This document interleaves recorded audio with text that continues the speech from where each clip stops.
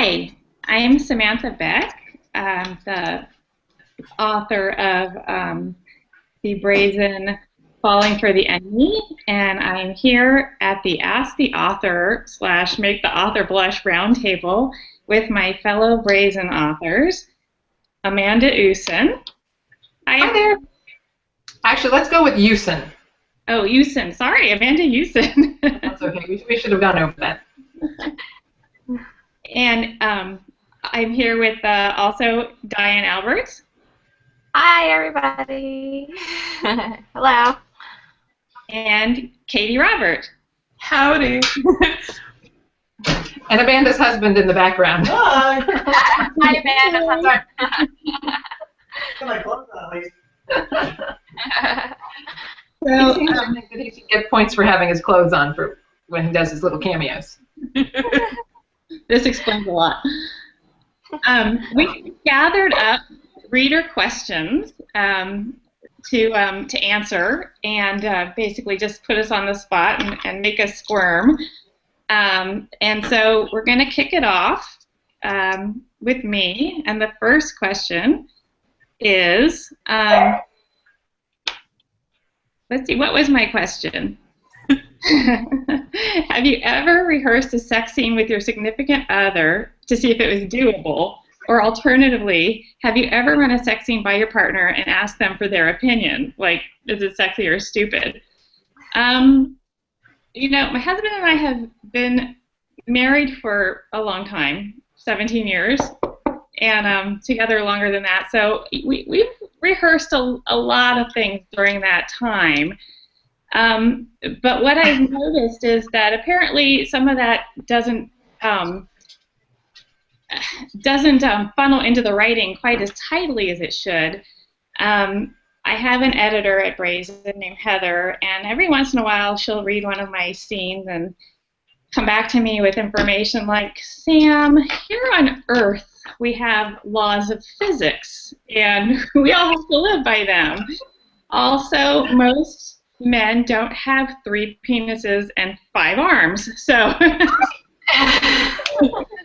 she just inserts a lot of logistics into the writing that apparently I let go of, you know, during the heat of the moment.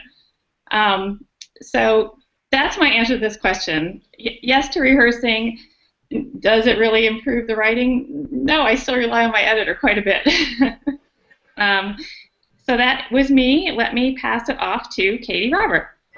Oh, man. I have an amazing imagination. No, there's been a couple of scenes that I'm like, I'm not sure if this is possible, specifically with someone who is, you know, 6'2" and like 5'3". So it's like, okay, all right. So I have to like, I mean, I've drawn diagrams. Like that should probably work. And never actually rehearsed it with my husband, mostly because he'd laugh me out of the room if I asked him, like, can you just flip me over and hold me up and like see if that works? And he'd be like, no, Katee, that's not my job. I don't run it by him just because he's very salt of the earth, and so he's just like, why would they do that? Like, they can get off just perfectly well in this other way. And I'm like, no.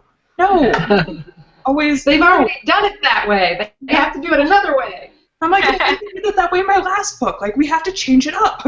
So, no, but several authors who probably won't be named in this have recently introduced me to this star of the adult variety called Bruce Venture. Oh my God! Yeah, Those authors are. just like muscles and ladies around is just like, whew. So, you know, I now have new inspiration. It comes in the form of Bruce Venture. Thank you, sir. And I am passing it off to Diane. Okay, well, most of why am I not getting big? Can you hear me? We hear you.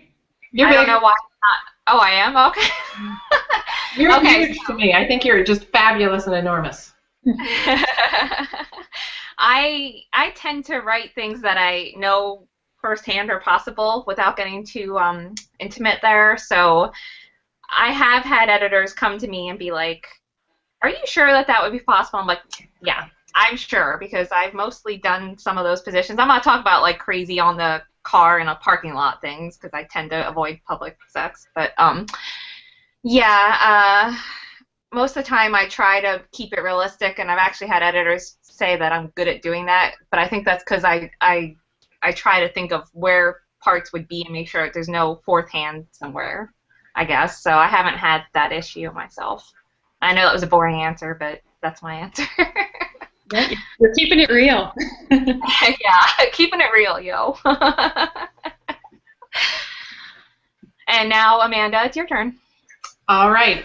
Well, in the book that is coming out on Monday called Make Me Take Me, I got an edit from my editor, Liz, and she said, "You know, I really don't think this is physically possible. Can you, have him move something somewhere so that she's not turning into a pretzel?"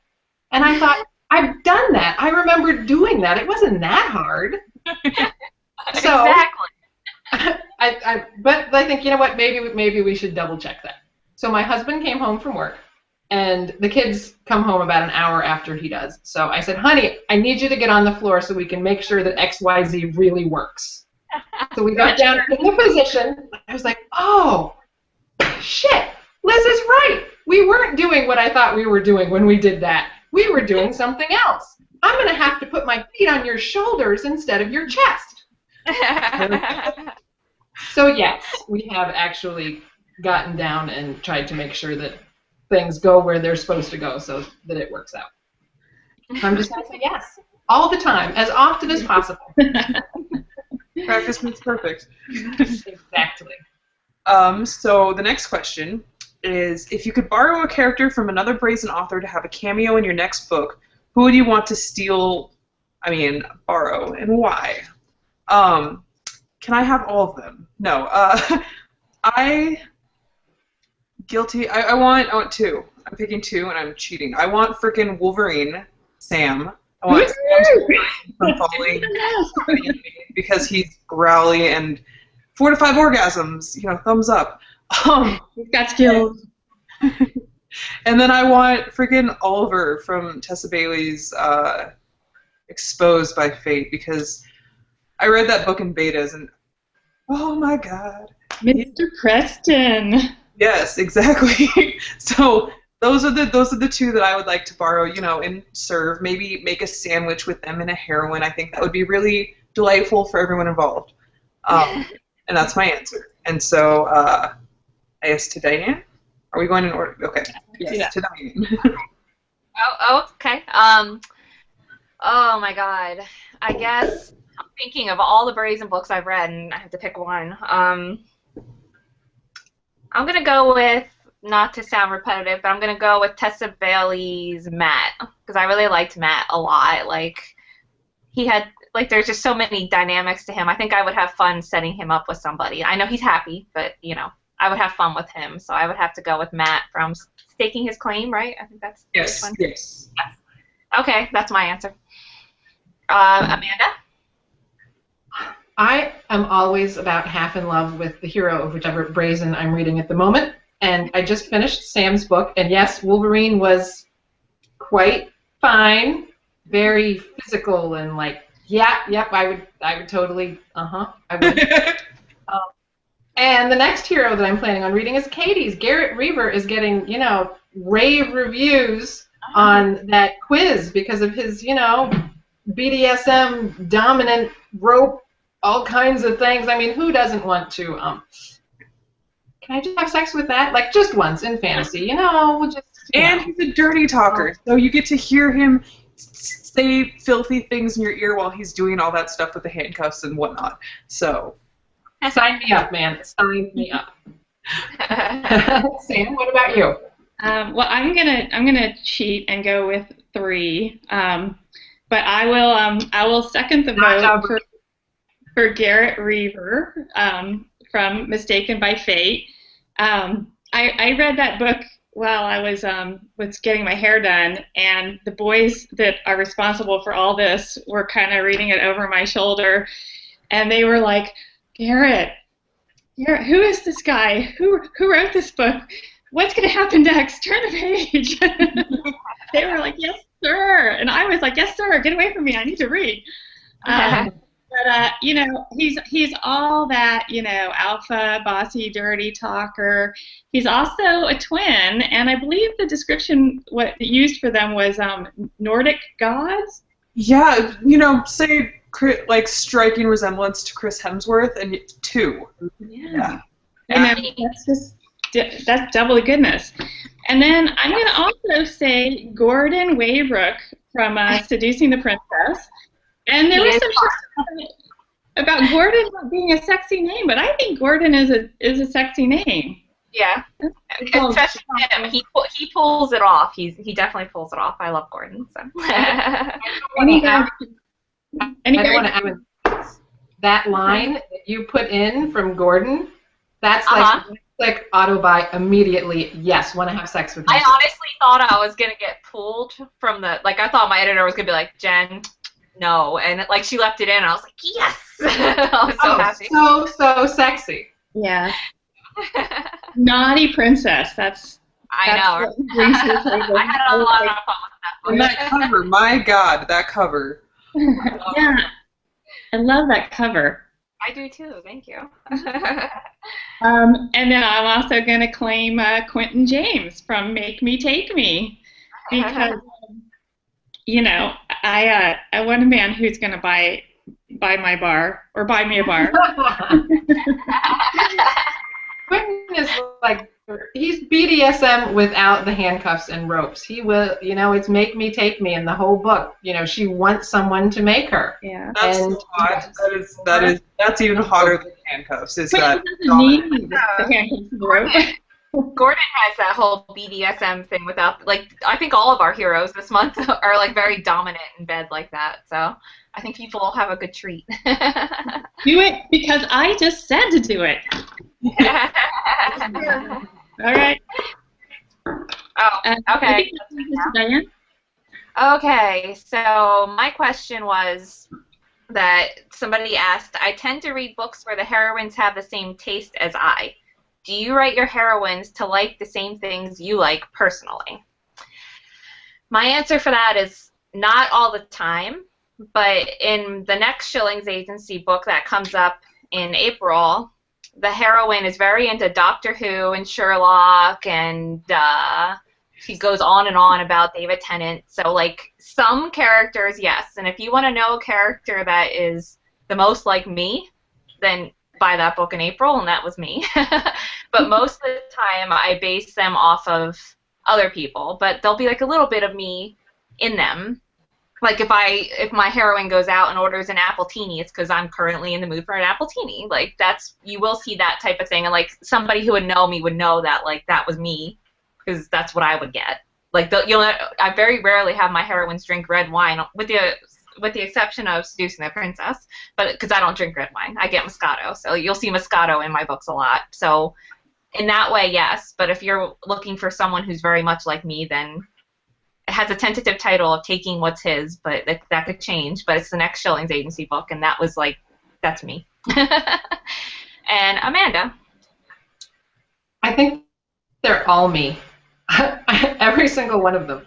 I'm totally with you on the whole appletini thing, though, because my books have a lot of food in them, and I'm a chef, and I met my husband in culinary school, so food always creeps into my books, even if I'm not writing about chefs, because I don't have to do any research. You know, I worked in restaurants for years, but so I'll be sitting there and I'll be hungry and I'll want something, and then I'll just write it into the book, and then I'll put the recipe on my website. So if anyone else happens to get hungry and want to eat that, they can. But as far as the heroine's traits go, yes, I tend to write the one-night stand trope, because back in the day, before I met Super Ben, as I like to call him, I had a fondness for the whole one-night stand thing. Yeah, so they're all me. What about you, Sam? My heroines are frankly a lot limberer than I am. They seem to be able to, they often defy gravity, frankly, at some point. So I think they're probably much more physically adventurous than I am. But but my heroines drink a lot of wine, and I realize so do I. Yeah, that's me. And the other thing I noticed a while back, my husband actually pointed it out, was he said, I know when you're working on a book whether the heroine is a redhead or a blonde or a brunette because you change your hair color. Awesome. I didn't realize that, but I'm like, yeah, you're right. I kind of do. So I don't know. At your hair now, what color is it? It's still a little reddish. Super red from Ginny. Yeah. And that I think that brings us to Amanda, right? Me. Katee. Nope, Katee. I think yes and no. Much like everyone else, there's stuff like if I'm like, oh man, I really want to eat that, that shows up in my book. But as far as like sexual preferences, I mean, I think that you can't write something super duper hot if you aren't feeling, hot by writing it.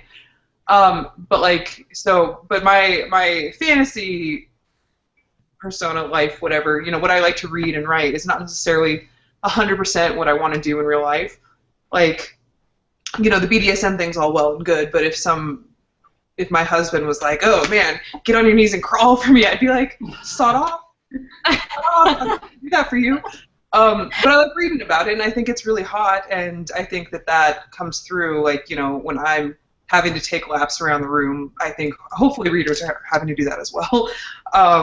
But yeah, like little quirks of my personality, I think, do show up in different heroines. I try to edit that out as much as possible because I want them to be their own people, but I don't think you can write a book without putting yourself into it to one degree or another. So yes and no. That's my answer. I think I actually have a caveat. The only heroine who was not me was Jenna in Seducing the Playboy, which is book 2 of the Hot Night series, because I was reading this book on archetypes at the time, and I wanted to write a spunky kid heroine. And I'm about as far from a spunky kid as could be, like the whole impulsive behavior. No, I don't do that. I don't take myself so far out that I can't fix it. But she did. So that is one time that I did not write myself into a book. Well, I think it's important to, as authors, because it's real easy to get into like, oh, I write this type of character. It's real important to, every once in a while at least, to change it up and be like, oh, well, I'm really stretching myself with this person. Like Regan in my Seducing the Bridesmaid she was not in my comfort level at all. She's very assertive and like take no prisoners and almost kind of mean. And I'm like, she's being really mean to the hero, but that's her personality. And I think, it's important to try different things occasionally. So I try to do that as well. Like I said, most of the time I don't write heroines that are like me, but after I finished that book, I was like, oh shit, that was pretty much me. So like, oh, sorry, I cursed. I don't know if that's allowed. Are we not allowed to curse? Someone should have told me that. Well, if they're reading Brazen, I feel like they're probably at a level where they should be able to hear a few words, because they're all in my books. I'm sorry. I would think so as well. So. 13 it. All right, I think I have the next question. Yeah. Mine is 2 questions smushed together. The first part is, how do you write such drool-worthy heroes? My drool-worthy hero is making a lot of noise. Sorry. I look behind me, I'm like, what was that? I even texted him to tell him I was recording in the kitchen. And the second part of the question is, do you laugh or blush when you're writing sex scenes? All right, so drool-worthy heroes.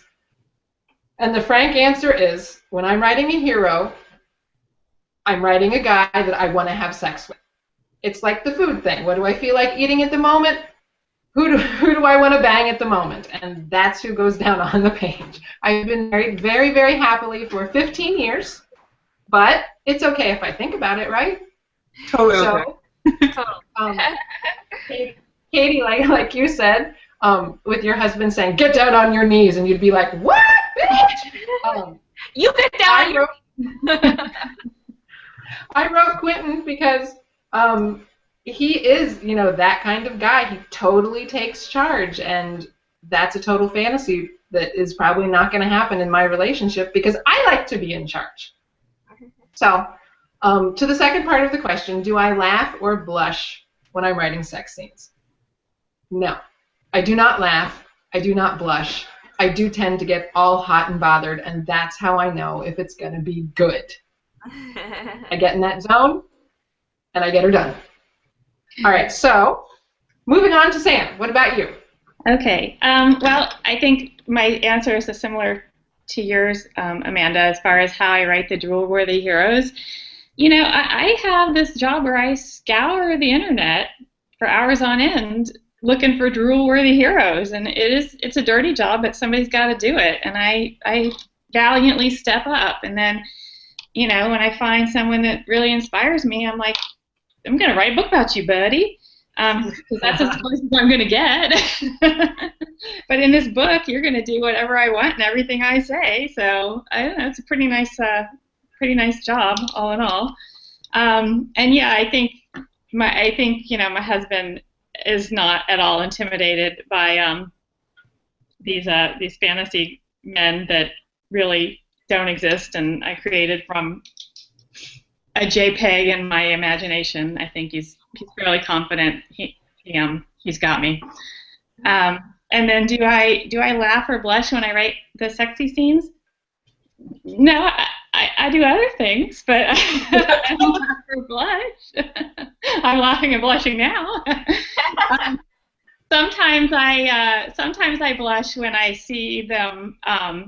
You know, sometimes the bloggers will make those graphics and pick out some scenes, or even Brazen does it also. And when I see just, you know, one scene taken out of context or one line taken out of context, I'll think, oh my God, did I write that? I hope that doesn't make it to the PTA newsletter.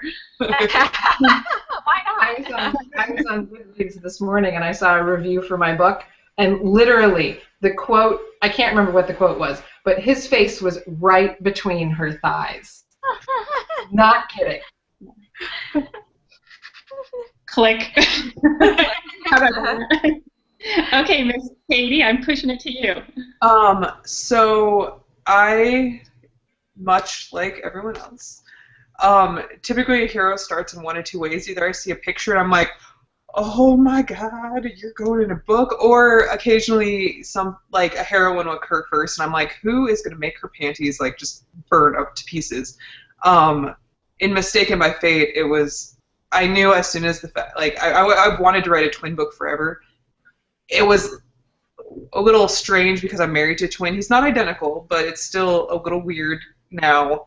But oh, you dirty, dirty, dirty girl. Well, everyone's like, oh, sharing twins, and I'm like, I don't want to be shared with my brother-in-law like that. Excuse me. I want the fantasy. But I knew as soon as I was going to write twins that they were going to look like blonde Norse gods, Chris Hemsworth, because why would you not want two of those? I mean, you see him with his little brother, and that's good enough, but two carbon copies, and I'm in. Have you ever considered triplets? 6 hands and 3 penises. Those things would make sense. That's why I got to write a threesome in the book, The Brazen, coming out on just January 6th or whatever, and oh my God, that was like a lifelong dream realized, and that was with the other twin, and I was just like, yes, threesomes, 2 penises. That's way too geeked out about it. It was so. I pitched it, and they're like, I don't know, like, it's a Brazen, like, we don't really do that. I'm like, no, just let me have it. Let me try, and if you feel differently after you read it, I'll take it out. But they didn't feel differently, and so it's in there. You said January 6th. What's the name of this book? Betting on Fate. I'm writing that down. Next week, I think. I read a couple down. But yeah, no. So I write, heroes that if he doesn't turn me on, then he's not going to turn readers on. I feel so. But the sex scenes, they used to make me really uncomfortable. Like when I first started with romance, I was like, oh God, that word! I put that word in there, and I can't even look at it. And now it's just, I write them faster than anything else, and. But if it doesn't make me have to be like, like and like take a lap around the room, or just like get up and move for a minute, then I've done something wrong. And the Serve series, they lots and lots of laps. I had my 10,000 steps a day writing those books. So, and to Diane. I also write the type of heroes that I like to read. I mean, like, 'cause that's what we do. I mean,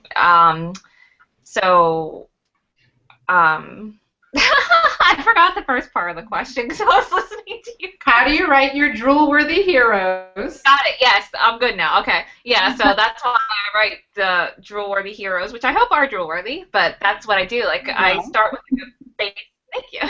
I start with like a basic character, like his job, and then like they end up being really dirty in bed, and they tend to talk dirty because I think that that's hot. So I just stick with what makes me want to read it. Because I have to read it. I mean, when you're doing writing and editing, you're going to read that book at least 5 to 10 times. So if you write a hero that you don't like, you're going to be bored. So I try to make sure. Oh, she's drinking. Good idea.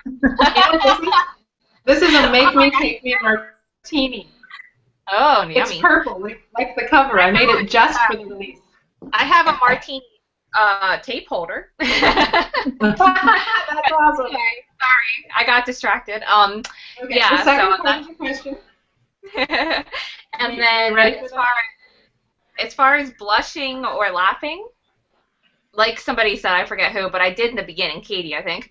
I used to, but now the only time that I have recently blushed or felt embarrassed was I was flying out to Vegas for a signing and a convention thing, and I had a guy about my age on the right side of me, and I was sitting there typing the longest sex scene I've ever written, which was in the book I was talking about earlier, and he's a geek hero, and like it was just like 2 chapters long sex scene. It was the longest sex scene I've ever written, and as I'm sitting there going into all this depth and like all these words and all these things going in things and everything, I look up and the man next to me is reading every word I'm writing, and I'm like, oh no!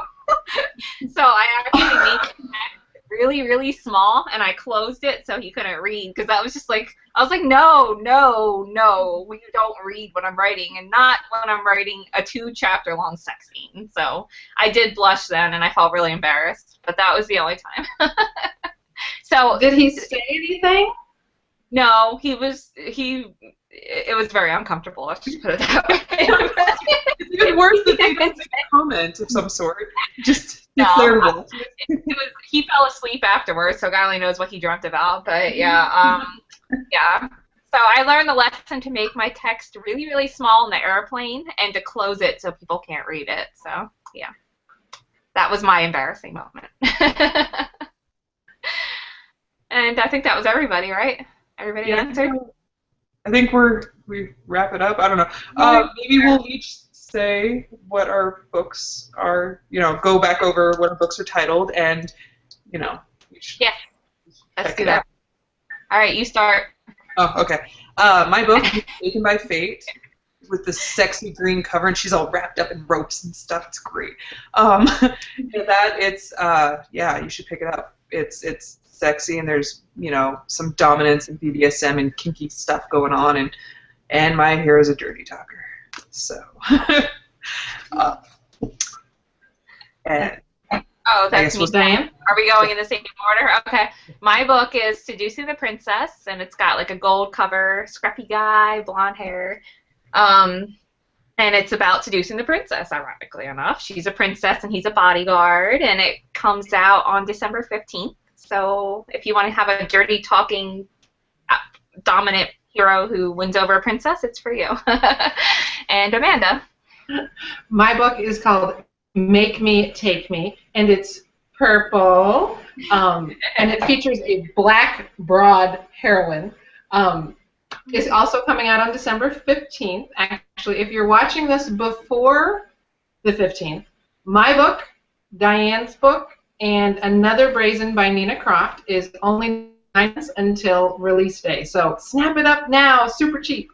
Also, if you have any other questions for us, we are doing a Facebook party on the 16th from 8 to 10 Eastern time. So pop in, say hi, and ask us more dirty, dirty questions.